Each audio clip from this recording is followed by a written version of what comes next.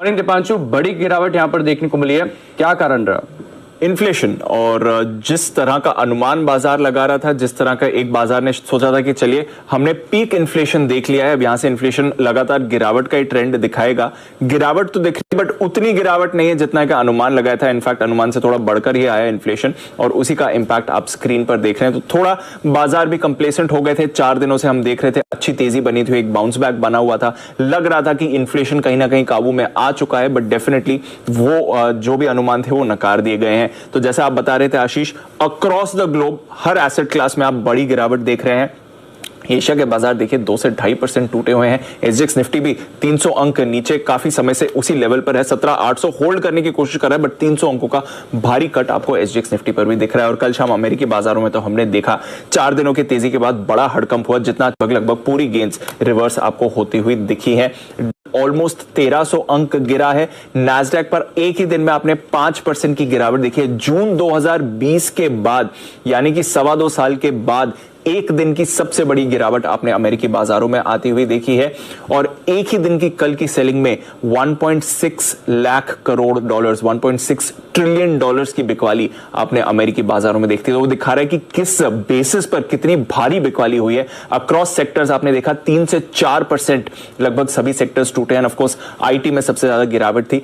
Apple 6% एक दिन में लुढ़का है, माइक्रोसॉफ्ट 5% नीचे था, नेटफ्लिक्स 8%, मेटा 9% गिरकर आया। तो ये दिखा रहा है कि क्वांटम ऑफ सेलिंग काफी ज्यादा था, और इन्वेस्टर्स का मूड डेफिनेटली कल आपको बिगड़कर आते हुए दिखा है। बॉन्ड यील्ड पर रखिए नजर। 10 साल की बॉन्ड यील्ड अब उछलकर 3.4% के पार है। वहीं जो 2 साल की बॉन्ड यील्ड है अब वो 3.8% के लेवल पर आ गई। 15 साल की नई ऊंचाई पर आपको ये यील्ड आती हुई दिख रही है। दिखा रहा है इन्फ्लेशन अब वापस कितनी बड़ी चिंता बन गया है। और क्यों ना हो, क्योंकि अनुमान लगाया गया था कि इन्फ्लेशन 8.1% पर आएगा, उसके मुकाबले 8.3% पर आपको आते हुए दिखा है। तो बाजार कहीं ना कहीं एक्सपेक्ट कर रहा है कि लगातार इन्फ्लेशन गिरेगा, और गिर भी रहा है। 9% से हमने देखा 8.1% पर आ गया, पिछले महीने 8.5% का था, बट अनुमान था कि इससे ज्यादा गिरना चाहिए, और उतना गिरा नहीं है। फ्यूल और एनर्जी कॉस्ट तो एक परेशानी बनी हुई है, बट इसके अलावा बाकी सभी जो इन्फ्लेशन के कंपोनेंट्स हैं वहां पर भी आपने बढ़त देखी है। स्पेशली हाउसिंग की अगर आप बात करें, फूड इन्फ्लेशन एक बड़ी चिंता बना हुआ है, मेडिकल इन्फ्लेशन एक बड़ी चिंता बना हुआ है, और वहां पर भी आप जो प्राइस हाइक्स देख रहे हैं वो एक चिंता का विषय बन रहा है। और निवेशकों का डर यही है कि अब फेड को और ज्यादा अग्रेसिव होना पड़ेगा, रिसेशन भी आ सकता है। इनफैक्ट अब अनुमान लगाया जा रहा है कि अगले हफ्ते की पॉलिसी 21 सितंबर को जब आएगी तो 68% जानकार अब मान रहे हैं कि 0.7% की हाइक होगी।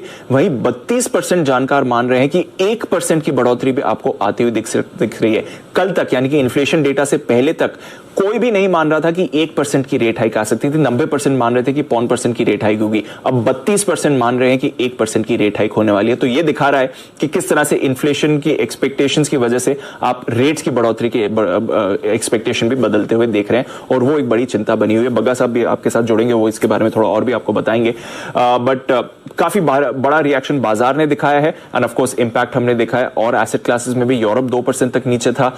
कच्चा तेल हम देख रहे हैं वापस $93 पर आ गया है। सोना फिसलकर $1700 पर आ गया है, और डॉलर इंडेक्स अब वापस आपको ऊपर जाने के संकेत दे रहा है। तो अक्रॉस एसेट क्लासेस इस इन्फ्लेशन के डेटा से आशीष हमने एक बड़ा इंपैक्ट कल अमेरिकी मार्केट और ऑफ कोर्स ग्लोबल मार्केट्स में देखा है।